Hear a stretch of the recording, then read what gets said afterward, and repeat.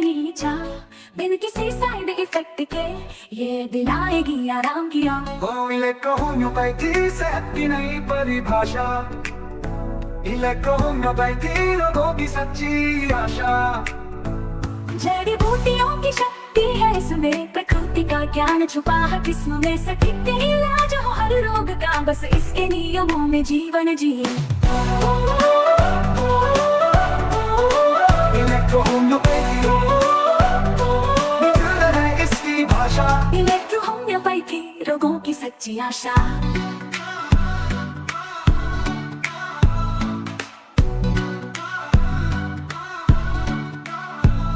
जड़ी बूटियों की शक्ति है इसमें, प्रकृति का ज्ञान छुपा हर किस्म में। सटीक इलाज हो हर रोग का, बस इसके नियमों में जीवन जिए। होम्योपैथी नेचुरल है इसकी भाषा, होम्योपैथी सच्चा इलाज है इसका दावा। डॉक्टर मनीष पाटीदार ने हमें बताया, इस राह में सच्चाई का साया। रोग मिटेंगे दर्द मिटेंगे, सहज उपाय है हर जगह फैलाया। होम्योपैथी सबकी है ये आवाज, होम्योपैथी अब मिले हर दिल को सुकून का राज।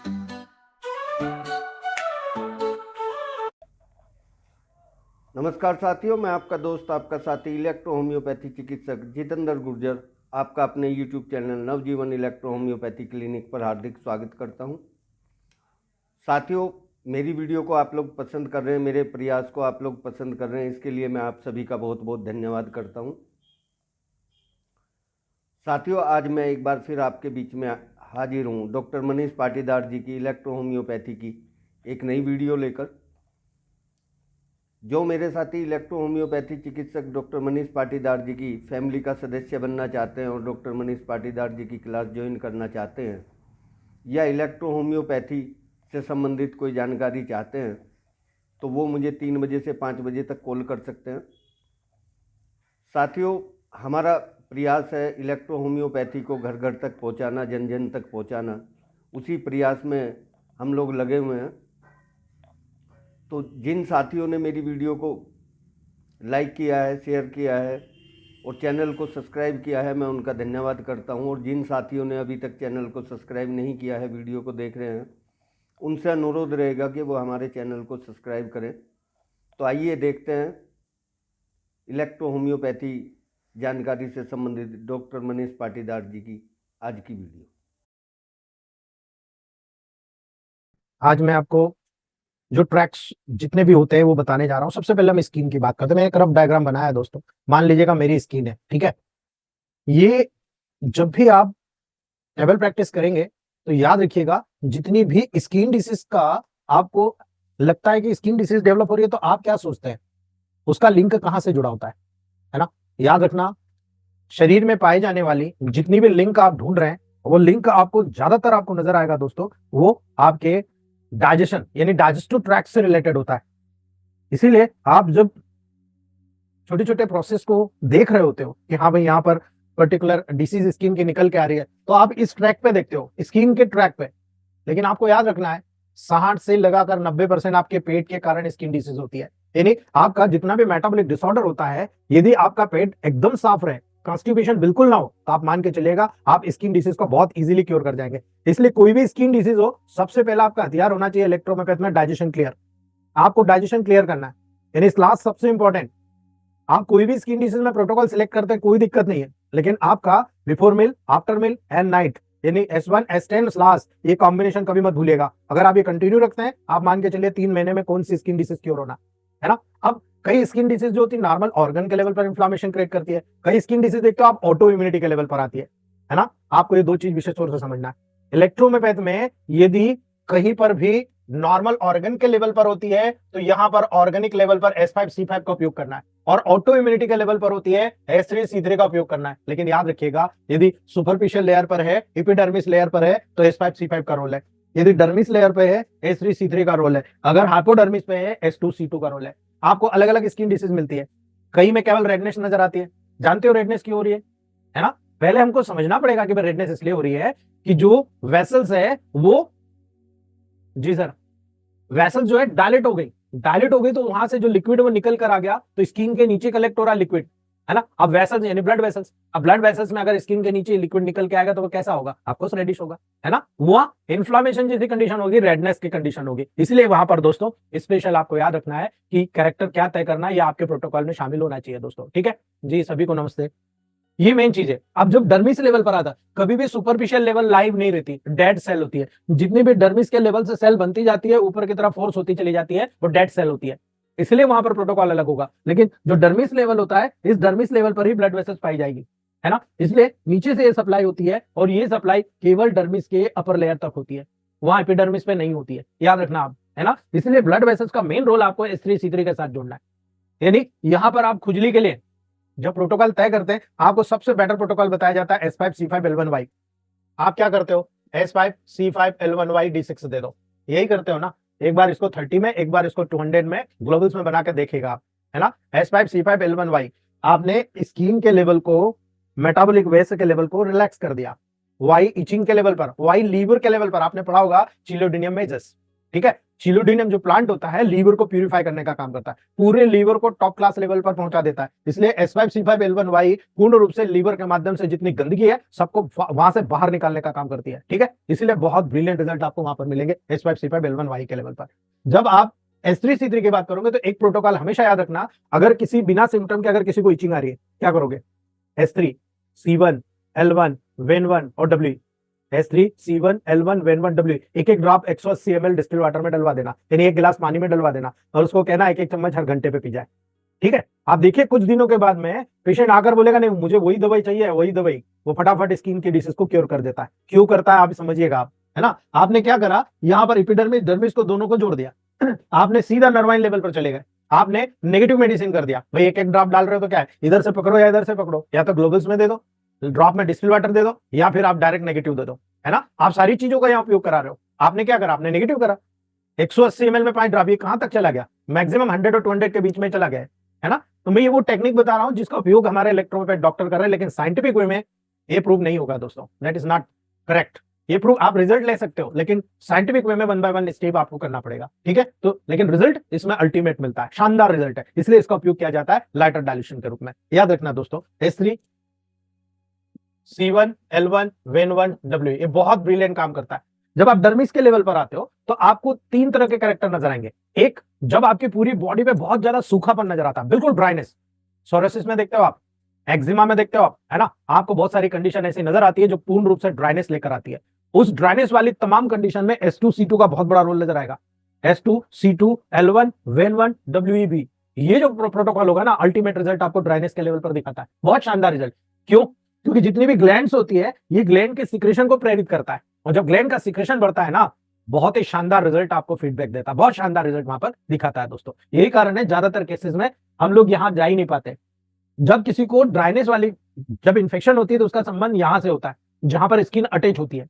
डर्मिस वाले में होगा, यहाँ पर सिक्रेशन निकलता है, यानी चिकनाई, कोई भी डिस्चार्ज होता है वो यहां से निकलता है। और जो सुपरफिशियल होता है जैसे ल्यूकोडर्मा, है ना, ज्यादातर सुपरफिशियल होता है, लेकिन आपको याद रखना है यहां पर ही मेलेनोसाइट डर्मिस में ही पाई जाती है। इसलिए जब भी प्रोटोकॉल तय करोगे, ल्यूकोडर्मा में S3 C3 का बहुत बड़ा रोल होगा। यदि आप किसी भी लीवर के कारण या लोकल ऑर्गन्स की डिफिकल्टी के कारण है तो S5C5, लेकिन यदि ऑटो इम्यूनिटी के लेवल पर हुआ तो आपको S3 C3 का लेवल जरूर याद रखना है दोस्तों, क्योंकि सिंपैथेटिक पैरासिम्पैथेटिक का सिम्टम्स यहीं से जुड़ा होगा, है ना। मिलेनिन पिगमेंट का जो प्रोडक्शन होता है वो किडनी के, है ना, किडनी के और लीवर के सामंजस्य के कारण बनता रहता है। जब आप ये गड़बड़ कर देंगे तो सामंजस्य गड़बड़ हुआ, यानी कि आप ऑटो इम्यूनिटी में चले गए, आपका बॉडी आपके खिलाफ काम कर रहा है, आप देखो मेलेनोसाइट सेल्स को प्रोडक्शन कम कर देगा, आपको ल्यूकोडर्मा हो जाएगा, ठीक है। ऐसे ही आप सोरोसिस देख लो, ये भी ऑटो इम्यूनिटिकल डिसीज है। सिस्टेमिक लूपस एरिथेमेटस देख लो, ये भी ऑटो इम्यून डिसीज है। जितनी भी ऑटो इम्यून डिसीज है, नेगेटिविटी से पॉजिटिव आना है आपको, हमेशा याद रखना, नेगेटिव से पॉजिटिव आना। लेकिन न्यूट्रिशन बहुत जरूरी होगा, बगैर न्यूट्रिशन के आपका ऑर्गन काम करने लायक नहीं होता। इसलिए जितने भी क्रॉनिक केस होता है, D5 सबसे पहले दीजिए, आप उसकी वस्तु स्थिति को जानिए। D5 से हाइपर और हाइपो कंडीशन को न्यूट्रलाइजेशन की तरफ लाने में मदद मिलती है। इसलिए जितने भी क्रॉनिक केस हो, जो मेन प्रोटोकॉल है वो नेगेटिव भी देना है, और वहां पर जो उस ऑर्गन से रिलेटेड है उस प्रोटोकॉल को D5 में देना है। आप देखिएगा बहुत तेजी से रिजनरेशन शुरू हो जाता है, बस इन्फ्लामेशन हो रहा है, तो इन्फ्लामेशन और रिपेयर के प्रोसेस को समझना बहुत जरूरी है। जब इन्फ्लामेशन और रिपेयर को समझ जाएंगे, बहुत सारी चीजें हैं जो आपके पूरे प्रोटोकॉल को समझा देगी, पूरे प्रोटोकॉल को बेस्ट के रूप में आपके सामने रख देगी। चाहे डर्मेटाइटिस हो, हर्पीस जोस्टर हो, फंगल इन्फेक्शन हो, प्लूराइटिस खुजली आ रही है, एक्जिमा हो रहा है, कोई मैटर नहीं है दोस्तों। अर्टिकारिया हो रहा, 100 ml D4 का आप बी दे दीजिए पेशेंट को, और उसको कहिए कि जहां जहां अर्टिकारिया हो रहा है स्प्रे कर ले, है ना। ज्यादा ही है तो स्लास भी मिला दीजिए, आप कहिए कि स्प्रे कर दे पूरी बॉडी में, जहां अर्टिकारिया हो ठीक हो गया। हर्पीस जोस्टर हो रहा है, आरी का D4 बना दीजिए, या फिर डायरेक्ट 100 ml में आरी का 5-10 ड्रॉप डाल दीजिए D3 से, और अच्छे से मिक्स करके पेशेंट को दीजिए कि जहां हर्पीस हो रहा है, जहां बहुत ज्यादा जलन हो रही है, उसके ऊपर स्प्रे करा दीजिए। देखिए बहुत तेजी से रिजल्ट मिलता है, इमीडिएट। ठीक है, तो ये प्रैक्टिकल अप्रोच है दोस्तों। इसीलिए जब आप पर्टिकुलर प्रोटोकॉल सिलेक्ट करेंगे तो अकॉर्डिंग टू स्किन आपको हमेशा याद रखना है। एपिडर्मिस के लेवल पर S5C5 हमेशा याद रखना, बहुत सारी स्किन डिसीज आने वाली है आपके पास। ठीक है, अगर आप करते हैं तो बहुत अच्छा है दोस्तों, लेकिन याद रखना हम केवल प्रैक्टिकल बात कर रहे हैं। ठीक है, डर्मिस पे S3C3L1 हमेशा याद रखना, ये जोड़े बता रहा हूं। इसके अतिरिक्त जो भी मेडिसिन आप सिलेक्ट करेंगे अकॉर्डिंग टू कंडीशन सिलेक्ट करेंगे, है ना, अकॉर्डिंग टू कंडीशन। यदि एपिडर्मिस है S5C5, डर्मिस है S3C3। अब सबसे बड़ी चीज होती है, यहां से ये हेयर शेफ्ट निकला और ये हेयर बाहर निकल गया, यहां से ये हेयर निकला, ये बाहर निकल गया। इस हेयर वाले फॉलिकल पे भी S3C3L1 का रोल है। इसीलिए अगर कोई गंजा भी हो जाता है स्काल्प के लेवल पर, C3L1-VEN1 याद रखना, B, it's a very important protocol. C3L1-VEN1B बहुत इंपॉर्टेंट प्रोटोकॉल है। आप यहां ब्लड सर्कुलेशन बढ़ा दीजिए, आपके पूरा नया हेयर आना शुरू हो जाएगा दोस्तों। ठीक है, याद रखना।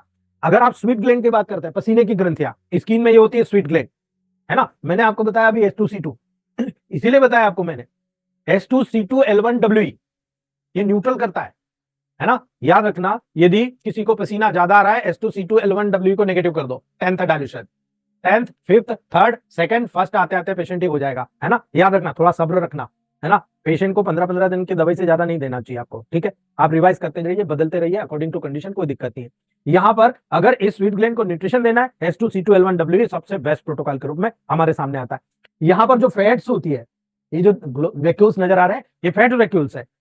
उस फैट वैक्यूल्स में अगर कोई प्रॉब्लम आती है, A2S5L1 याद रखना, ये जो फैट जो चीज होती है, इसमें A2S5L1 का बहुत बड़ा रोल है। अर्थात स्किन के अंदर बहुत सारी गंदगी रुक रही है ना। आप क्या करते हैं, आप देखो ओबेसिटी के लेवल पर खाना खाने बैठा और एकदम पसीना आ रहा है, टपक, पूरे फॉरहेड से पसीना निकलता रहता है। इस कंडीशन पे बहुत अच्छा रिजल्ट आपको देखने को मिलेगा A2S5L1 का। आप S2C2L1W को नेगेटिव दो, A2L1 को D5 में दो, आप देखो कितना शानदार रिजल्ट आपको वहां पर नजर आता है।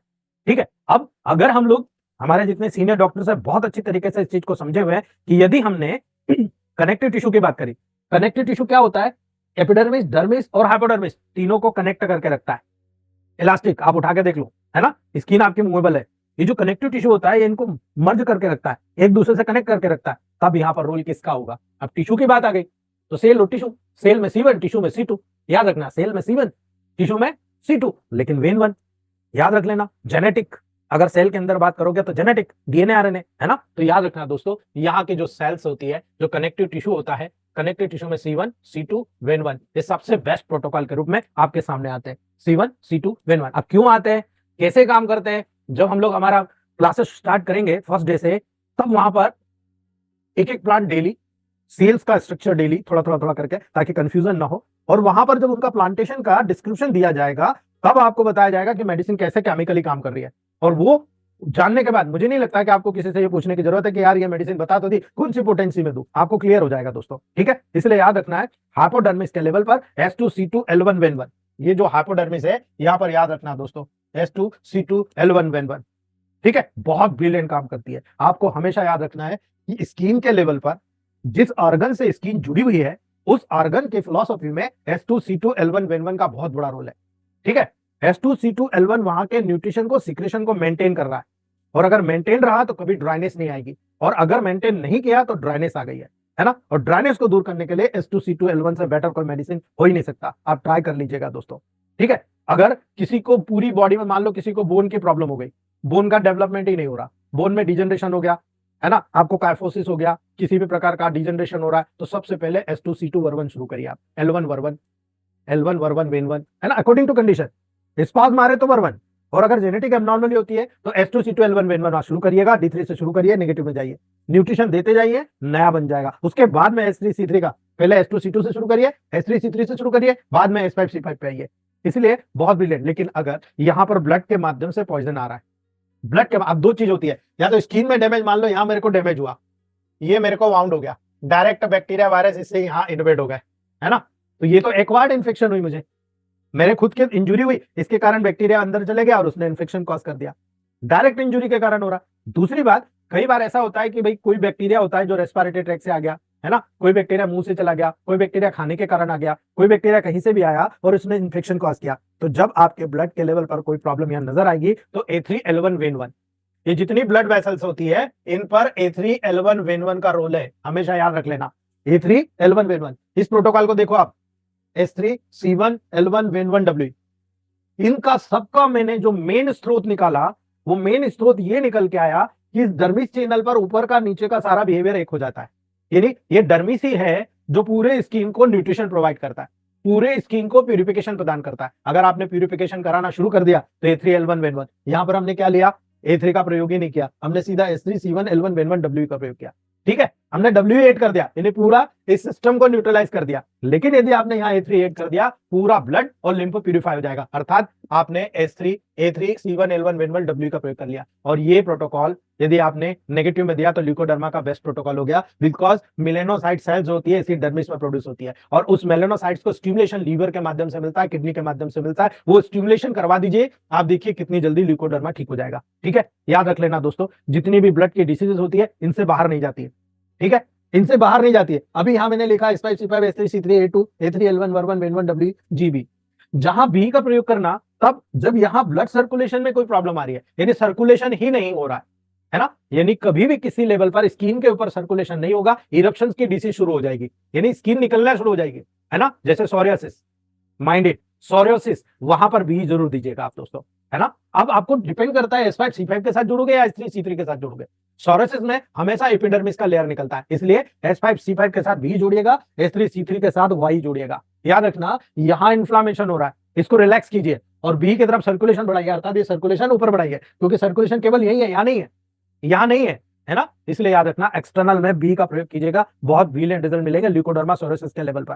कहने का तात्पर्य ये है कि इंटरनल अलग, एक्सटर्नल अलग, इंटरनल के लिए सोच अलग बनाओ, एक्सटर्नल के लिए सोच अलग बनाओ। एक मेडिसिन जब इंटरनल में दिया है तो उसको बाहर एक्सटर्नल पे यूज नहीं करना, है ना। कोई भी एक तरीके से मेडिसिन को आपको देना है, या तो एक्सटर्नल के तरीके से या इंटरनल के तरीके से, याद रखना दोस्तों। हाँ, जब आपको ब्लीडिंग हो रही है या कोई हील करना है तब आपको दोनों मेडिसिन को साइमल्टेनियसली या तो साथ में, या कई बार मैं आपको एक चीज बताऊं, मैंने जो प्रैक्टिकल अनुभव लिया मैं वो बताना चाहता हूं आपको दोस्तों। मैंने जितने भी सिस्टम पे काम किया, मैंने एक चीज देखी, यदि वहां पर मैं W को ऐड करता हूं तो स्ट्रांगली मैं W को ऐड करता हूं, कोई भी प्रोटोकॉल में मैंने W को स्ट्रांगली यूज किया। मान लो किसी का सेक्स पावर कम है, H3C1L1 A1, ठीक है, यहां पर W ये मैंने यूज किया, है ना। अब दो कारण हो सकते हैं, या तो पेनिस की तरफ ब्लड सर्कुलेशन कम हो रहा है, ठीक है, तो हमने यहां W यूज किया है, ये न्यूट्रल कर रहा है, ना हमको हाइपर चाहिए ना हाइपो चाहिए, हमें बैलेंस चाहिए, उस व्यक्ति के वास्तविक कंडीशन को लौटाना है। H3C1L1 A1W हमने दिया। अगर आपने यहां RE ऐड किया लेकिन वो W से कम होना चाहिए, याद रखना, वो W से RE कम होना चाहिए, अर्थात आपने ये प्रोटोकॉल जो भी बनाया वहां पर ऊपर से RE का 5 ड्रॉप डाल लो, ठीक है। तो RE आपने देखा जाए तो यहां पर ये जो D4 बनाया इसमें D3 से RE डाल दिया तो RE क्या हो गया, RE पॉजिटिव हो गया, RE स्ट्रांग हो गया, और बाकी की मेडिसिन इसको फॉलो कर रही है ना। अब ये कहां जाएगा, H3C1L1 A1W जहां जहां जाएगी वहां पर RE जाएगा, लेकिन RE लेकर जा रहा है, और RE स्टिमुलेटर होता है, हर जगह स्टिमुलेट करने का काम करता है, और स्पेशल जितने भी ग्लैंडुलर सिक्रेशंस होते हैं ना, सारे ग्लैंडुलर सिक्रेशन को स्टिमुलेट करता है। अब अगर ये ग्लैंडुलर सिक्रेशन को स्टिमुलेट कर रहा है तो ये पेनिस के एरिया में जितनी ग्लैंड, प्रोस्टेट ग्लैंड, ठीक है, यहाँ की जितनी भी ग्लैंड जो एंड्रोजन को प्रिपेयर कर रही है, ठीक है, न्यूरो S3 क्या है, सेंसरी नर्व पे काम करने वाली मेडिसिन है, ये ब्लड सर्कुलेशन को बढ़ा देगा। और C1L1 A1W कहां जाएगा, पिट्यूटरी ग्लैंड से, follicular stimulating hormone, luteinizing hormone, इसको RE के माध्यम से स्टिमुलेट कराएगा। ये स्टिमुलेट होगा तो यहाँ पर ग्रोथ होगा, ब्लड सर्कुलेशन बढ़ेगा और सेक्स पावर बढ़ जाएगा। ये फिजियो एनाटॉमी पैथोलॉजी के अकॉर्डिंग है दोस्तों। लेकिन मैंने जैसे अंतर बताया, C1 उन लोगों में है जिनमें बहुत सारे चेंजेस आपको देखने को मिलेंगे। एक ऐसी कंडीशन है जिसमें नपुंसकता है लेकिन शुक्राणु की कमी, एक कंडीशन वहां है जहां पर स्पेशल नपुंसकता भी है, शुक्राणु की कमी भी है, एक वो कंडीशन है जहां पूरे तीनों प्रॉब्लम, प्रीमेच्योर इजैकुलेशन, ये सब मिलता है, तो वहां पर प्रोटोकॉल C1 C2 C3 के लेवल पर तय होता है। जिनमें शुक्राणु की कमी है C2 सबसे बेस्ट है, मैस्टुर्बेशन की प्रॉब्लम जिनमें होती है C2 सबसे बेस्ट है, लेकिन नर्वाइन के लेवल पर जाओगे तो C3 बेस्ट है। अर्थात कहने का मतलब ये है, यही चीज D6 में जाओगे तो हर प्रकार के प्रीमेच्योर इजैकुलेशन को ठीक कर देगी। ठीक है, याद रख लेना इस बात को। इसीलिए आपको बताने का मकसद ये है कि जो मेडिसिन यहां पर ओरिजिनल स्टेट में D4 D5 में दे रहे हो, ये बेसिकली न्यूट्रिशन का काम करेगी। ठीक है, चाहे वो 1:9 का रेशियो, चाहे 147 में फर्स्ट और सेकंड डाइल्यूशन, इनका मॉलिक्यूलर वेट के अकॉर्डिंग ये वहां पर न्यूट्रल डोज, पॉजिटिव डोज के रूप में काम करेगी, ये वहां न्यूट्रिशन का काम करेगी। जैसे थर्ड और थर्ड से ऊपर जितने डाइल्यूशन बनेंगे सब नेगेटिव हो जाएंगे, लेकिन अकॉर्डिंग टू कंडीशन वहां पर लॉ ऑफ क्वांटम थ्योरी के अनुसार कुछ पॉजिटिव होंगे, कुछ न्यूट्रल होंगे, कुछ नेगेटिव होंगे। ठीक है, वो एक अलग थ्योरी, उसको अलग रहने दीजिए, बहुत कंफ्यूजन है उसमें, उसको अलग रहने दीजिए। D4 D5 D6 acute, D7 D8 D9 chronic, याद रखना D1 D2 D3 acute, D4 D5 D6 chronic, D7 D8 D9 आपका डिजेनरेटिव डिस्ट्रक्टिव, फर्स्ट सेकंड और थर्ड स्टेज, कोई भी कैंसर हो या कोई भी कंडीशन हो, और D10 जब आपको नहीं समझ में आ रहा हो उस कंडीशन में D10 को एस किएगा। ठीक है दोस्तों, तो ये बेसिकली जितनी भी मेडिसिन आप नेगेटिव करोगे, चाहे आप S3 C3 को, S2 C2 को, जितनी भी मेडिसिन है इलेक्ट्रोमेपैथ की, जैसे जैसे नेगेटिव होती है उनका बिहेवियर चेंज हो जाता है। ठीक है, जब आप D4 से शुरू करते हो, आप 199 डायल्यूशन तक जाते हो, तो जो काम D4 कर रही थी वही काम स्ट्रॉन्ग करते करते करते वहां पर 199 तक गया, लेकिन जैसे ही 200 डायल्यूशन में पहुंचा उसका बिहेवियर ठीक उल्टा हो जाएगा। याद रख लेना, ठीक उल्टा हो जाएगा। यानी आप जो काम, जैसे स्लास है, आप दस्त लगाने को कर रहे हो तो 199 तक दस्त बंद कर देगा, लेकिन मतलब दस्त लगा देगा, पेट साफ कर देगा, लेकिन अगर 199 के बाद 200 दिया तो क्या करेगा, है ना, 24 घंटे में दस्त बंद कर देगा, तुरंत इमीडिएट। इधर 2 बूंद दिया आपने, दस्त बंद कर देगा। यानी ठीक विपरीत, यही काम वर्वन का है। वर्वन एंटी स्पाज्मोडिक का काम कर रहा है, यानी आपकी पूरी बॉडी में जितने भी स्पाज्म होते हैं, वर्वन को जितना नेगेटिव करते जाओगे एंटी स्पाज्मोडिक बनता जाएगा। लेकिन 199 के बाद में एक्जिमा की टॉप मोस्ट रेमेडी बन गया वर्वन। यदि आपने कोई एक्जिमा वाले पेशेंट को स्लास और वर्वन नोट कर लेना आप दिमाग में, और मुझे कभी भी पर्सनली बता देना, यार सर हमने एक्जिमा वाले पेशेंट को आपके कहने पर वर्वन और स्लास का एक एक ड्रॉप जो है 1 लीटर पानी में डाला, 110 स्ट्रोक उठाए और पेशेंट को हमने दे दिया। 1000 रुपए में दिया सर हमने, क्योंकि हमको रिजल्ट पता था। हमने वहां पर 20-20 बूंद दिन में 4 बार दे दिया, आप 10 पेशेंट को दे सकते हो। ठीक है, हमने उसी को दे दिया एक और कहा कि 5-5 ml दिन में 3 बार गुनगुने पानी से लेना चालू कर, वो लेना चालू करा, उसका एक्जिमा रिड्यूस होने लग गया। दूसरी तो कोई मेडिसिन दी नहीं हमने। ये क्या है, आपने 1000 का प्रयोग कर लिया। ठीक है, स्लास वर्वन के 1000 का प्रयोग कर लिया, तो ये कब आया आपको, है ना। तरीका वही है दोस्तों, आप या तो डायरेक्ट आप ग्लोबल्स डाल के दे दो या लिक्विड डाल के दे दो, है ना, और या पोटेंटियस मेडिसिन ले लो, आप बैक पोटेंसी बना लो और उसी को ग्लोबल्स में प्रिजर्व कर लो। जब जो जरूरत है वो दो गोली इसमें डाल के दे दो या ओरिजिनल दे दो, क्या दिक्कत है दोस्तों, कौन सा उसमें पैसा लग रहा है आपको, है ना। लेकिन रिजल्ट इस टाइप से मिलते हैं दोस्तों। अभी S11 की बात करते हैं। अभी एक हमारे बहुत सिंसियर व्यक्ति है, हमारे बहुत सीनियर व्यक्ति है, होम्योपैथ के हैं, मेरे एसोसिएशन के सचिव रह चुके हैं, वो साई शिक्षा समिति के, बहुत समय से प्रैक्टिस कर रहे हैं, 68 ईयर ओल्ड व्यक्ति है, वर्मा है, बहुत लीजेंडरी आदमी, BSc MSc करने के बाद BHMS किया था उन्होंने पुराने समय में।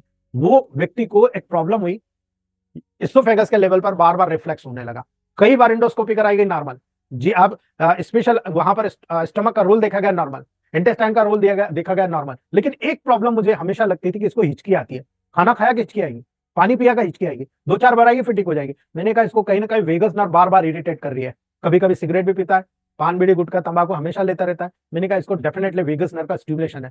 मैंने उसको कहा मजाक मजाक में, ये तुम करा करते हो ना, एक बार केवल S11 का 1000 ले लेना, और अगर नहीं हो आपके पास तो 1 लीटर में केवल S11 का 2 ड्रॉप D3 से डालना, 110 स्ट्रोक मारना और 5-5 ml दिन में 3 टाइम ले लेना, और मुझे बताना कैसा लग रहा है। 1 लीटर खत्म करने के बाद में दोबारा लिया, दोबारा के बाद में तिबारा लिया, 5 बॉटल लेने के बाद में बोलता है तुमने कैसे पकड़ा कि मेरा हिचकी वेगस नर्व से जुड़ा हुआ था। यानी वो व्यक्ति भी इतना सिंसियर था, पीछे पड़ गया कि इसने ये बोला तो क्यों बोला, उसने पूरा डिटेल खंगाल लिया कि वेगस नर्व का रिलेशन जो यहां से लगाकर आपके इसोफेगस से होता हुआ, स्टमक से होता हुआ, हार्ट से होता हुआ, लंग्स से होता हुआ इंटेस्टाइन तक जाता है। यानी इंटेस्टाइन का लेवल उसका इरिटेट होने लग गया था, इतना एसिड बन रहा था, और मैंने S11 के माध्यम से उसका न केवल कॉन्स्टिपेशन दूर किया, इवन उसका पर्टिकुलर जो एसिड लेवल था वो रिड्यूस हुआ, उसकी जो हिचकी थी वो भी रिड्यूस हो गई। यानी हिचकी में तो हम S1 देते हैं 1000 का, लेकिन S11 ही क्यों, S11 ने क्यों ठीक किया, क्योंकि वेगस नर्व का साइमल्टेनियसली वहां पर इरिटेशन हो रहा था बार बार, इसलिए वहां पर ये प्रोटोकॉल काम करता है। अगर उसने कई प्रोटोकॉल लेकर देख लिए, वो मेरे से बहुत पुराने हैं दोस्तों, मैं तो अभी 50 क्रॉस कर रहा हूं, वो तो 68 है,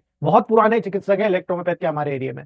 हमारे जो मेरे गुरु जिन्होंने मुझे ठीक किया था उनके नीचे वाली बैच के हैं दोस्तों, ठीक है। लेकिन आज जब परिस्थिति आई तो मैंने जो मेडिसिन बताई तब उन्होंने मुझे कहा कि वाकई में ये चीज बहुत ब्रिलियंट रोल अदा करती है जब हम किसी भी लेवल पर नेगेटिव मेडिसिन का उपयोग करते हैं। तो मेरा ये कहने का मतलब नहीं है कि मैं हाइपोटेंसी का यहां पर आपको बता रहा हूं, मैं आपको लीगल बता रहा हूं कि देखो आप दोनों तरफ से, आप बैक पोटेंसी से भी बना के कर सकते हो, आप लाइटर डाइल्यूशन के रूप में इस प्रकार से भी कर सकते हो, लेकिन जब आपके पास बैक पोटेंसी प्रिपेयर होती है तो वो आप बता सकते हो कि 100% है। लेकिन आपने जब डिस्टिल वाटर में डाला तो वो बूंद छोटे बड़ी हुई, तो आप ये नहीं बता सकते हो कि ये कौन सी पोटेंसी गई, ये कौन सा डाइल्यूशन में आपने मेडिसिन को दिया, ये आप नहीं बता सकते हो, है ना। यही कारण है कि वहां फेलियर आती है, ठीक है। लेकिन जब बताना शुरू करते हो तो बहुत अच्छा काम है? गाल ब्लैडर स्टोन में कभी S2C2F1 200 में देकर देख लेना, आपको समझ में आ जाएगा कि यार वाकई में क्या गजब का रिजल्ट वहां पर हमको देखने को मिलता है।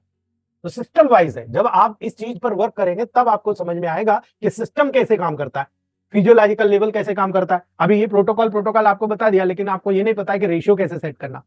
ये मेडिसिन तो सिलेक्ट कर ली, कौन सी मेडिसिन ज्यादा करना, कौन सी कम करना है। इलेक्ट्रोमैथ में बस यही चीज नहीं मिली है, ठीक है। इसके लिए बहुत मेहनत, हमने बहुत पापड़ बेले हैं दोस्तों। हमें ये नहीं पता है कौन सी मेडिसिन कैसे काम कर रही है, क्या ये एग्रेसिव मेडिसिन है, क्या ये न्यूट्रल मेडिसिन है, क्या ये केवल कुछ ही मेडिसिन के इलेक्ट्रिसिटी के बारे में बता दिया गया आपको, लेकिन मेन मेडिसिन जो ऑर्गन्स की है वो क्यों बताया नहीं गया, है ना। आप मान लो एलर्जिक के लेवल पर काम करना है दोस्तों, S1 C3 A3 वर्वन Y S6 C6, ये वो मेडिसिन है जो टोटल एंटी एलर्जिक हो जाती है जब इसको नेगेटिव किया जाता है ना। बॉडी में रेस्पिरेटरी ट्रैक की हो या स्किन की एलर्जी हो, S6 200 morning C6 200 evening, weekly dose, 7 दिन में एक dose. S1 C3 A3 वर्वन Y को नेगेटिव करते चले जाओ। Third dilution, fifth dilution, 10th dilution, 30 dilution, 100 या 200 डायल्यूशन, कोई भी एलर्जी बॉडी में, चाहे आपको तेल से हो, मूंगफली के दाने से हो या धूल से हो, आप देख लो 100% रिकवरी हो जाती है दोस्तों, 100%, ठीक है। ये क्यों होती है? अगर हमारा साइंस सही है तो ये 19 से नहीं होगी, 19 से आपको टाइम लगेगा ठीक होने में, है ना।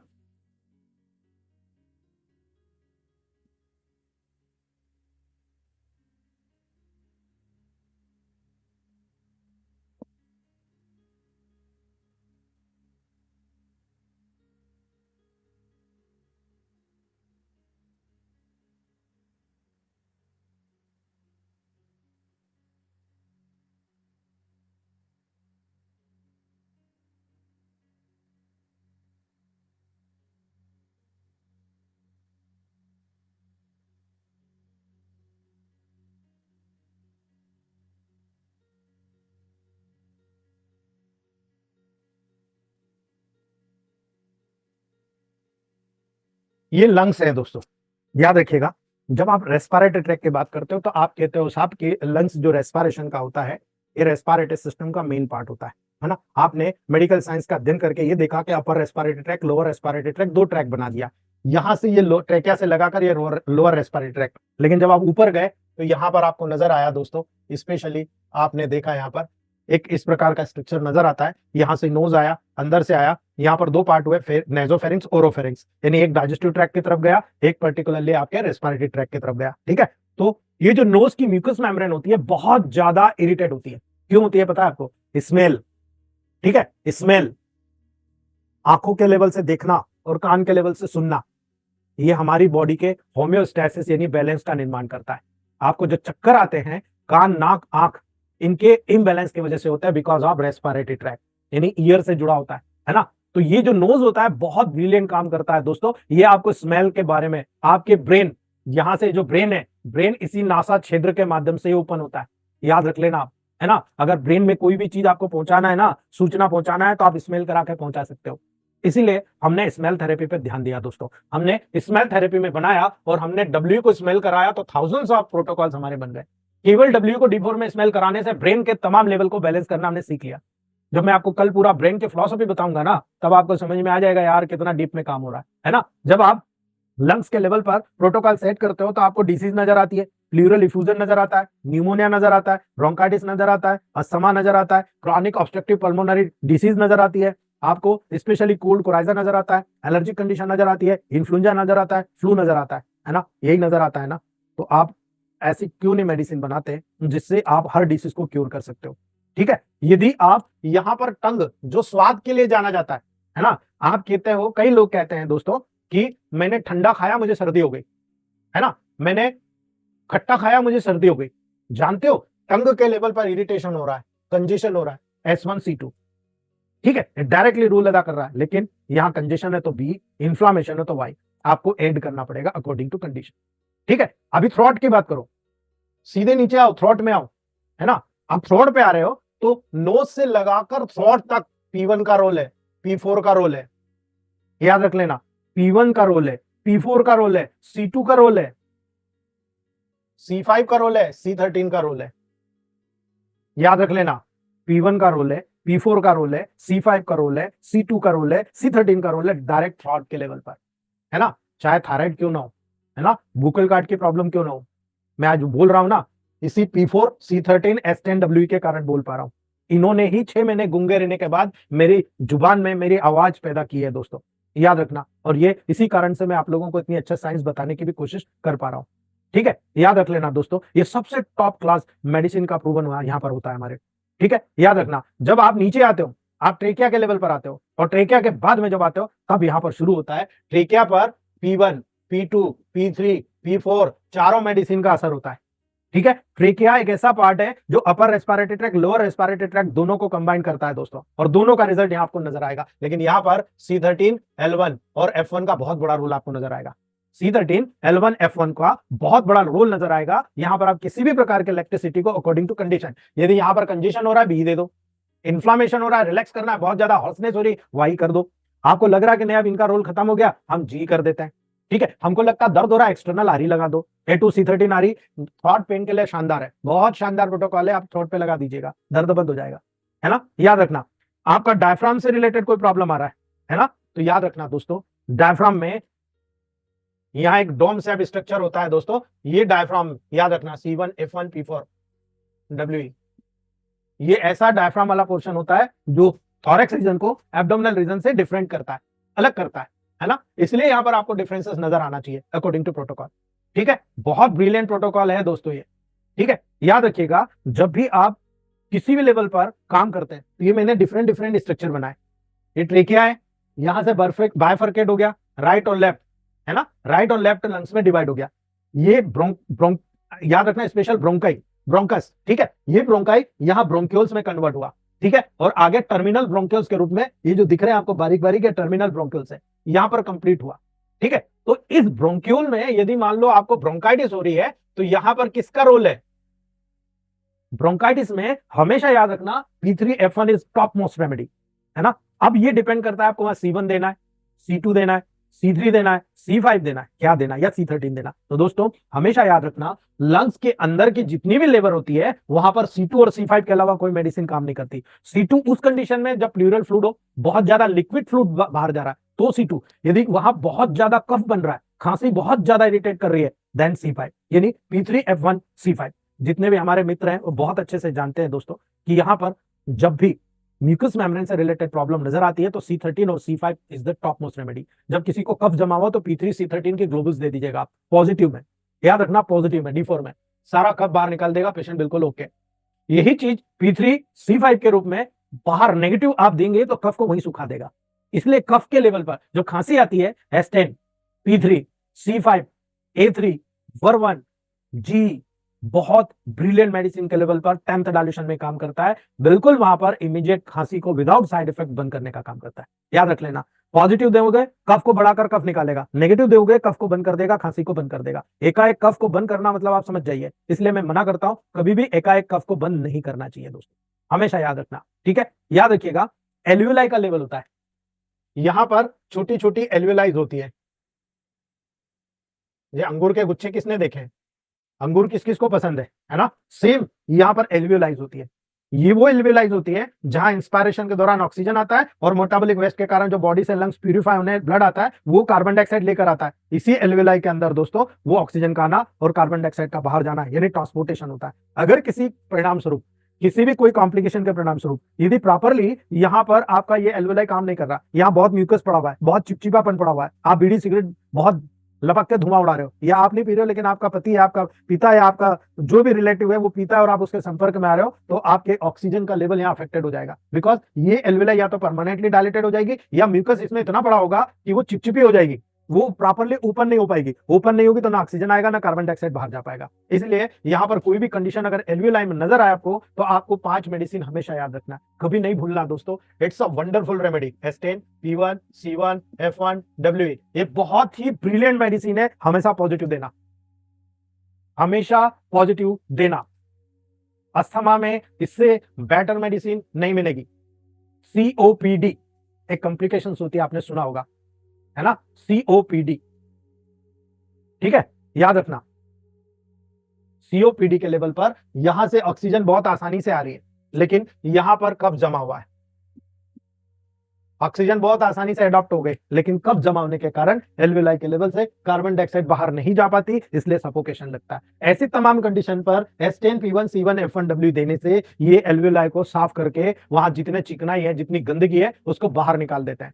लगातार देना पड़ेगा। आप सोचो कि 5-7 दिन में मैंने पूरी एल्वेलाई साफ कर दी। दोस्तों 1 किलो का अंगूर खा जाओ आप, है ना, खाने में तो बहुत जल्दी लगता है, लेकिन काम करने में टाइम लगता है। याद रखना दोस्तों, इनको प्यूरिफाई होकर नया बनाने में मैक्सिमम 15 से 20 दिन लगेंगे आपको।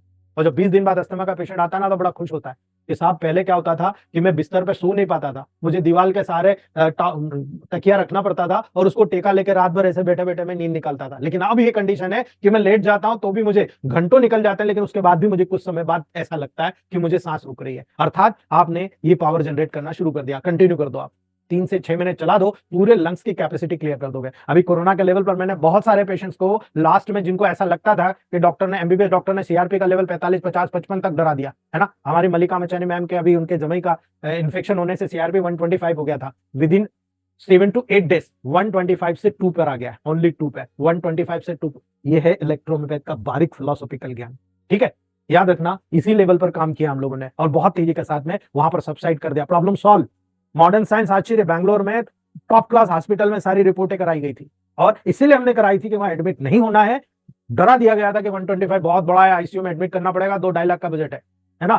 1500 रुपए में बंदा ठीक हो गया यार, और क्या लोगे। That is the science of electrohomeopathy. केवल मॉडर्न साइंस से जोड़ दो आप, पैथो फिजियो एनाटॉमी के लेवल पर जोड़ दो, आपको कुछ करना नहीं है, सब क्लियर हो जाएगा दोस्तों। उम्मीद करूंगा ये सारी चीज समझ में आ गई। लेकिन आप एक बहुत इंपॉर्टेंट चीज,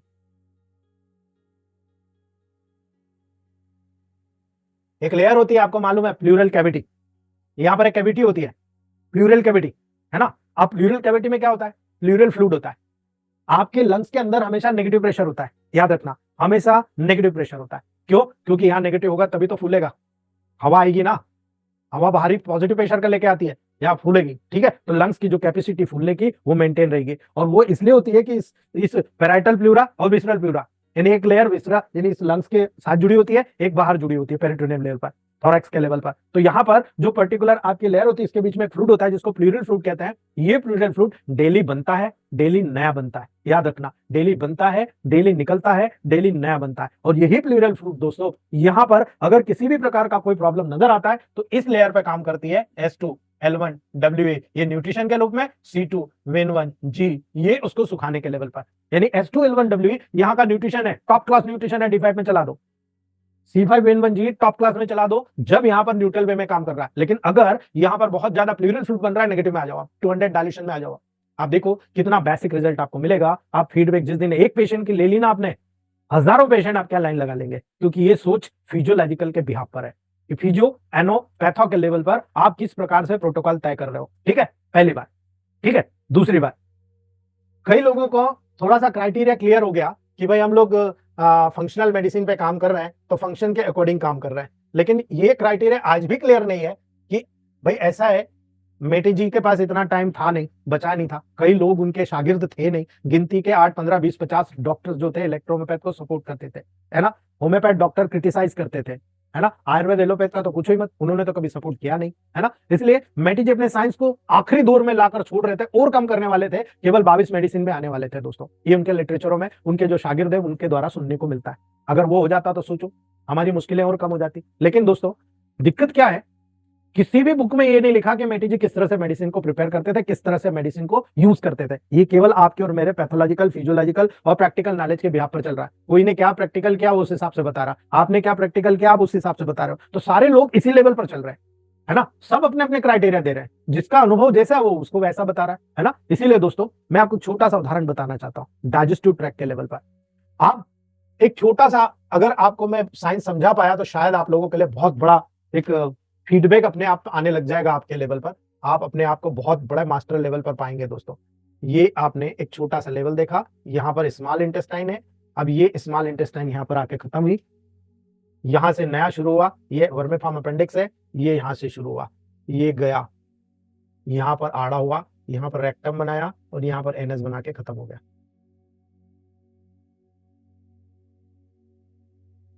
ठीक है, एक ये हो गया। यहां आपने देखा ये पेंक्रियास आ गया आपका, ये यहां पर आपने देखा ये एक स्प्लीन आ गई आपकी, ये यहां देखा आपने ये लीवर आ गया।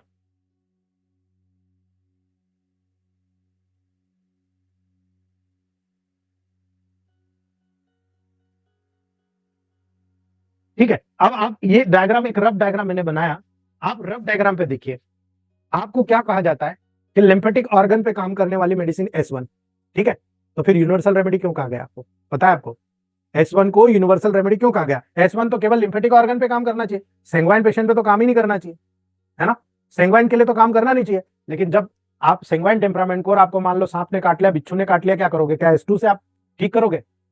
नहीं, आप 10 ग्लोबुल्स को एक गिलास गर्म पानी में घोलोगे, उस घोलने के बाद में उसको एक एक चम्मच पिलाओगे, है ना। जब एक एक चम्मच पिलाओगे तब उसका पॉइजन निकलेगा। सांप ने काटा तो S1 L1 RE को 10 ग्लोबुल्स तीनों को एक गिलास पानी में घोलोगे, एक एक चम्मच पिलाओगे, है ना, फ्रीक्वेंटली हर 10 मिनट में पिलाओगे, तब पॉइजन बाहर निकलेगा, है ना। तो ये आपने क्या करा? टेम्परामेंट तो वहां पर कोई काम आया नहीं। इमरजेंसी में कोई भी टेम्परामेंट का वैल्यूएशन नहीं होता है। इमरजेंसी कंडीशन में कोई भी मेडिसिन कहीं भी ऑर्गन्स के बिहाफ पर आप सिलेक्ट करते हो तो आप दे सकते हो, क्योंकि उस समय उस पेशेंट को बचाना बहुत जरूरी है ना। अगर आपने टेम्परामेंट बदल के मेडिसिन दिया तो आपको कुछ ऐसा लगता है कि पेशेंट को चक्कर आ रहा, किसी पेशेंट को कॉन्स्टिपेशन हो रहा, किसी पेशेंट को, लेकिन 4 से 6 दिन लगेगा, उसके बाद नहीं होगा। लेकिन इमरजेंसी मेडिसिन तो आप इमीडिएट घंटे के लिए दे रहे हो, 1 घंटा 2 घंटे के लिए दे रहे हो, उसके बाद तो उसका उपयोग ही नहीं करोगे आप, है ना, क्योंकि इमरजेंसी खत्म, मेडिसिन का पावर खत्म, जरूरत ही नहीं। फिर आप उसके टेम्परामेंटल जो भी मेडिसिन देना आप दे सकते हो, कोई दिक्कत नहीं। ठीक है, तो यहां पर आपका नियम कानून कायदा काम नहीं करता दोस्तों। ठीक है, वैसे ही अगर मान लो S1 केवल आपके माउथ में काम करता है, आपके स्टमक में काम करता है ना, अगर आप इसी S1 को 30 डायल्यूशन में देते हो तो ये माउथ से लगाकर आपके पर्टिकुलर स्मॉल इंटेस्टाइन तक काम करना शुरू कर दिया। याद रख लेना, स्मॉल इंटेस्टाइन यानी यहां तक, ये जो स्मॉल इंटेस्टाइन शुरू हुई है यहां से यहां तक, ये पूरा स्मॉल इंटेस्टाइन पे काम करना शुरू कर दिया। ये क्या हुआ? जब स्लास को देखा आपने तो स्लास यहां पर काम करता है ना, स्लास रेक्टम पे काम करता है। सुनना मेरी बात को, स्लास रेक्टम पे काम करता है, लेकिन जब इसको 30 पार्ट में दिया तो यहां आकर स्लास वर्वन और C10 S10, ठीक है, याद रखना। इंटेस्टाइन के लेवल पर आकर जैसे ही आपने नेगेटिव किया, S10 C10 स्लास वर्वन S1 यहां तक, S10 C10 वर्वन स्लास यहां तक, यानी यहां से शुरू हुआ यहां तक काम कर रहा है। यदि आपने 30 डायल्यूशन में इसको भी कर लिया, S1 को भी कर लिया, S1 ने यहां तक कवर किया, उसके आगे S10 C10 वर्वन स्लास ने किया। कभी करके देखा आपने, है ना, कभी करके देखा आपने? नहीं देखा? एक बार करके देखिएगा, आपको खुद को समझ में आ जाएगा मैं क्या कहना चाह रहा हूं, है ना, मैं क्या कहना चाह रहा हूं आपको खुद समझ में आ जाएगा। ठीक है, जब आप लीवर की बात करते हो, यहां पर लीवर में S5 F1 C10 सबसे टॉप क्लास रेमेडी है, लेकिन आप भूल जाते हो C8 को, S2 C10 F1 को। पित्त का बनना, गाल ब्लैडर के लेवल पर पित्त के बनने में S2 C2 F1 का सबसे बड़ा रोल, S2 C10 F1 का सबसे बड़ा रोल होता है। यानी मेन रेमेडी तो S2 ही भाई लीवर की, मेरा तो ये मानना है। लीवर की मेन रेमेडी जो लीवर के फंक्शंस को प्रमोट करती है वो ही S2, लेकिन लीवर के खुद स्ट्रक्चरल लेवल पर जो फंक्शन होते हैं उसकी बेस्ट मेडिसिन है S5 F1 C10। इसलिए जब जॉन्डिस होता है आप S5 F1 C10 A3W को D5 में दीजिएगा। जब आपको लीवर के स्ट्रक्चरल रीजन पे कोई डैमेज नजर आता है, पित्त के लेवल पर डैमेज नजर आता है, तब C8 यानी S2 C10 F1 दीजिएगा, तब आप रिजल्ट लेकर देखिएगा, आपको टॉप क्लास। गाल ब्लैडर की हर बीमारी को दूर करता है S2, इसलिए मेन रेमेडी मानी जाती है S2। ठीक है, इसीलिए जब राइट साइड की कोई भी प्रॉब्लम आएगी तो स्टमक पे S2 C15 का रोल होगा, जब लेफ्ट साइड पे कोई प्रॉब्लम होगी S1 C15 का रोल नजर आएगा। याद रखना, S1 C15 S2 C15 का रोल आपको नजर आना चाहिए। ठीक है, जब आपको नेगेटिव में ये कर रहे हो तो याद रखना, यहां पर पूरे स्मॉल इंटेस्टाइन में S1 S10 सबसे बेस्ट मेडिसिन, अर्थात ये माना जाता है माउथ से लगाकर स्मॉल इंटेस्टाइन तक की जितनी भी मेडिसिन का वर्क आपने देखा वो S1 S10 का रोल में, लेकिन लार्ज इंटेस्टाइन पे देखा तो लार्ज इंटेस्टाइन पे S10 C10 वर्वन स्लास का रोल है। इसलिए मैं एक मेडिसिन ऐड कर देता हूं, S2 S10 C10 वर्वन slash D4 में 20 ग्लोबल्स या 10 ग्लोबल्स दिन में 3 टाइम दे दीजिए। लार्ज इंटेस्टाइन से जितना भी डिफिकेशन के प्रोसेस है, जितनी भी वहां पर डिग्लूटिनेशन की जो प्रोसेस होती है, यानी जितना भी मेटाबॉलिक वेस्ट को बाहर निकाला जाता है, टॉप क्लास काम करता है, पूरा इंटेस्टाइन को प्यूरिफाई करने का काम करता है, पूरा डाइजेशन क्लियरिफाई कर देता है दोस्तों। ठीक है, सबसे बेस्ट मेडिसिन के रूप में वहां पर काम आती है। अगर आप वर्मीफॉर्म अपेंडिक्स की बात करते हो तो C5 हमारा गैंग्रीनल फ्लोट अकेले सुखा देता है। C5 is most important medicine for vermiform appendix. ठीक है, कभी भी भूल के स्लास नहीं देना, कभी भी भूल के अपेंडिसाइटिस के केसेस में स्लास नहीं देना, वरना अपेंडिक्स वहीं फट जाएगा, है ना। 2 हमारे डॉक्टरों ने ये कर्म किए हैं जिसकी सजा आज तक मिल रही है उनको। ठीक है, याद रखना, कभी भी स्लास अपेंडिसाइटिस 2+ वाले केसेस में कभी नहीं देना, याद रखना दोस्तों, फट जाएगा। ठीक है, अब पेनक्रियास की बात करते हैं, S2C2F1, ठीक है, S10 C10, ये 2 प्रोटोकॉल है जो 100% एक्यूट क्रॉनिक हर प्रकार की पेनक्रियाटाइटिस को ठीक करता है। अर्थात पेनक्रियास के जो फंक्शन होते हैं 2 प्रकार के होते हैं, एक इंडोक्राइनोलॉजी फंक्शन होता है, एक एक्सोक्राइन फंक्शन होता है। ये S2C2F1 इंडोक्राइनली फंक्शन और जो S10 C10 एक्सोक्राइन के फंक्शन पर बहुत ब्रिलियंट काम करता है। ये मेरा पर्सनल अनुभव है दोस्तों। मेरे फादर को कोरोना लेवल पर बहुत ही सीवियर पेनक्रियाटाइटिस हुआ था, सीरम एमाइलेज और लाइपेस थाउजेंड्स पे चले गए थे, 2000 2500 के लेवल पर। तब उनको ये प्रोटोकॉल दिया गया, विद इन 7 डेज सबसाइड हो गया। उनको जॉन्डिस 7.80 था जो रिड्यूस हो गया, जो ऑब्स्ट्रक्टिव जॉन्डिस था उनको गाल ब्लैडर स्टोन के कारण, वो भी रिमूव हुआ और ये गाल ब्लैडर स्टोन भी रिमूव हुआ। S2C2F1 को 200 पोटेंसी में चलाया गया और S10 C10 को वर्वन के साथ में चलाया गया, स्लास के साथ में चलाया। प्रॉब्लम सबसाइड होना शुरू हो गई जब 30 डायल्यूशन में दिया, 200 में दिया, फिर उसको मैं 10th में लाया, 5th में लाया, 3rd में लाया, आज तक कोई प्रॉब्लम नहीं। Okay, he is 78 years old. ठीक है, आप सोच सकते हो आज भी परफेक्ट है, देयर इज नथिंग, कोई प्रॉब्लम नहीं है उनको। ठीक है, याद रखना, ये डिपेंड करता है कि आपकी साइकोलॉजी क्या कह रही है, आप किस तरह से इस मेडिसिन को काम कराना चाह रहे हो दोस्तों। ठीक है, ये एक लेवल है, इसलिए मैं कहता हूं अगर आपको डाइजेस्टिव ट्रैक्ट पे कमांड करना तो आप S1 को देखिए, S2 को देखिए, S5 को देखिए, वर्वन को देखिए, F1 को देखिए, S10 को देखिए, C15 को देखिए, C10 को देखिए और A2 को देखिए, है ना। इलेक्ट्रिसिटी अलग बात है कि हमें कभी किसी मेडिसिन को ऐड करना है तो आप आरी कब, जब आपको भूख नहीं लग रही, जब डायबिटिक प्रॉब्लम है, जब मेटाबॉलिक डिसऑर्डर है, आरी ऐड कर लीजिए। जब आपको लगता है शूथिंग इफेक्ट देना, ब्लड सर्कुलेशन बढ़ाना है, ऑर्गन्स न्यूट्रिशन के लेवल पर कम काम कर रहा है, बी का उपयोग करा दीजिए। आपको लग रहा है नहीं साहब यहाँ बहुत ज्यादा हाइपर एक्टिव काम कर रहा है, एसिडिटी बहुत ज्यादा है, लोग बी की तरफ भागते हैं, मैं कहता हूँ वाई ऐड कर दीजिए, आप देखिए फट से वहां पर रिलैक्स हो जाएगा। ठीक है, हाइपर एक्टिव कंडीशन में वाई का बहुत बड़ा काम है, हाइपर एक्टिव कंडीशन में आरी का बहुत बड़ा काम है। अब ये आपको डिपेंड करना है कि आपको मेडिसिन किस तरह से वहां पर चूज करना है। ठीक है, ये साइकोलॉजिकली जब हम टेबल प्रैक्टिस में जुड़ते हैं तब हमें समझ में आता है कि भाई ये पैथोफिजियोलॉजिस्ट की क्या है, उसके अकॉर्डिंग हम लोग काम कर रहे हैं, है ना। अब जैसे बवासीर हुआ, आप मानते हो बवासीर क्यों हो रहा, बवासीर जानते हो क्यों हो रहा है? बहुत सारे लोग नहीं जानते दोस्तों।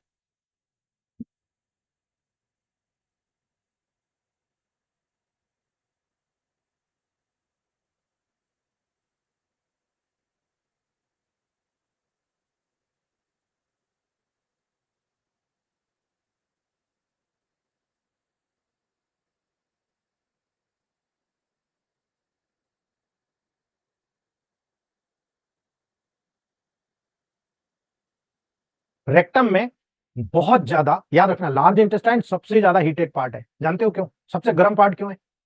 जितनी भी मेटाबॉलिक वेस्ट होती है कहां कलेक्ट हो रही है? लार्ज इंटेस्टाइन, है ना। वहां पर पानी कितना है? न के बराबर, क्योंकि दस्त आगे बढ़ रहा है। सेमी सॉलिड जितने भी फ्लूइड होता है, गुड एंड बैड बैक्टीरिया होते हैं, इसी लार्ज इंटेस्टाइन के फ्लोरा पे होता है। फर्मेंटेशन की जितनी प्रक्रिया होती है यहीं पर होती है, लार्ज इंटेस्टाइन के लेवल पर। इस हीटेड पार्ट में सबसे ज्यादा आप देखते हो ना, मेजेंटिक ग्लैंड का इन्फ्लामेशन, आप सोनोग्राफी देखते हो, मेजेंटिक लिम्फ नोड्स का एनलार्जमेंट हो गया। जानते हो आप सबसे ज्यादा ब्लड सर्कुलेशन इसी पेरिटोनियल कैविटी में होता है, minute, micro and mega blood circulation यहां पर भी होता है। अब यहां पर क्या होता है, जब हीट बढ़ती है तो रेक्टम के अंदर जो है ना, वहां पर कंजेशन होना शुरू होता है। अब जो कंजेशन शुरू होगा तो याद रखना, यहां के कंजेशन के बाद में जो ये म्यूकस मेम्ब्रेन होती है, ये म्यूकस मेम्ब्रेन इरिटेट करना शुरू करती है और यहां से थोड़ा थोड़ा म्यूकस को बाहर निकालने लगती है ना। ये म्यूकस को निकालने लगती है। आपने प्रोक्टाइटिस का नाम सुना, है ना, आपने डिसेंट्री का नाम सुना, है ना। याद रखना, हीट के बाद ही डेवलप होता है, बैक्टीरिया इन्फ्लेक्शन के कारण ही होता है। जो माइक्रोग्रेड फ्लोरा वहां पर डिस्टर्ब होता है ना, तभी होता है, एकाएक नहीं होता। तो ये जो म्यूकस मेम्ब्रेन इरिटेट होता है, ये म्यूकस मेम्ब्रेन जब इरिटेट हुआ, म्यूकस को सिक्रेट किया, ये खुजली आना शुरू होती है। ये प्राइमरी स्टेज होती है जो ये दर्शा रही है कि यहाँ कंजेशन है ना। अगर आपके पास कोई ऐसा पेशेंट आए तो आप क्या करोगे, क्या करोगे आप? A2 C10 बी क्या करती है? कंजेशन दूर करती है। C10 क्या करता है? यहाँ के प्रॉब्लम को सॉल्व कर रहे हो आप, है ना। और यही कारण है A2 C10 बी देने से तुरंत यहाँ पर प्रॉब्लम सॉल्व हो जाएगी आपकी, पाइल्स डेवलप ही नहीं होगा। लेकिन अगर ये बार बार यहाँ पर म्यूकस को इरिटेट करते रहोगे, एक दिन ये लेयर ड्राई हो जाएगी, है ना। और ड्राई होने के कारण जब स्कारिंग बनेगा तब वहां की जो वेन्स होती है एनलार्जमेंट करना शुरू कर देगी। है ना, कंजेशन हो रहा। अब जो कंजेशन होगा तो यहां पर इस प्रकार से वेन फूलेगी नहीं फूलेगी, है ना, ये वेन्स फूलने लग गई, इंटरनल पाइल्स हो गया।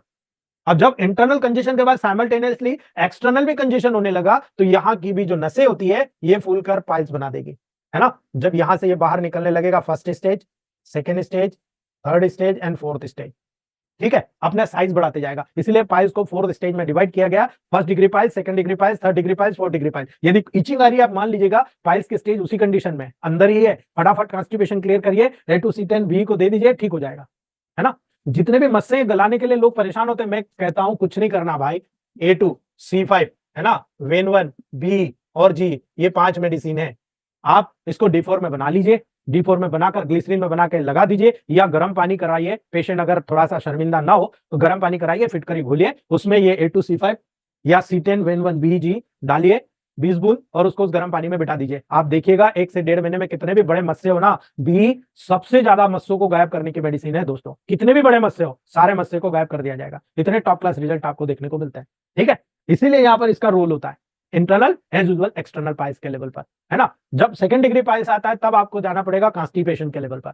इस व्यक्ति को लंबे समय तक कॉन्स्टिपेशन रहा, इसके कारण यहाँ पर म्यूकस का एनलार्जमेंट हुआ, म्यूकस मेम्ब्रेन का कंजेशन ज्यादा हुआ, तब आपको वहां जाना पड़ेगा। थर्ड स्टेज में मस्से जब बाहर आएंगे तब आपको स्टमक से लगाकर यहां तक की पूरी प्रोटोकॉल देना पड़ेगा, है ना। और फोर्थ स्टेज में तो आपको स्पेशली ग्रीन इंजेक्शन लगाना पड़ेगा, है ना, तब जाकर आप मान के चलिए कंप्लीट पाइल्स का क्योर हो जाएगा। तो दोस्तों आज ये रखते हैं, कल आपको ब्रेन की, सेंट्रल नर्वस सिस्टम की पूरी फिलॉसफी बताऊंगा और प्रोटोकॉल्स बताऊंगा कि इलेक्ट्रोमैग्नेट में नर्वस सिस्टम पर कैसे प्रोटोकॉल काम करता है। मैं थोड़ा थोड़ा आपको साइंटिफिक वे में बता जा रहा हूं सिस्टम वाइज, ठीक है। कल आपको मैं ब्रेन का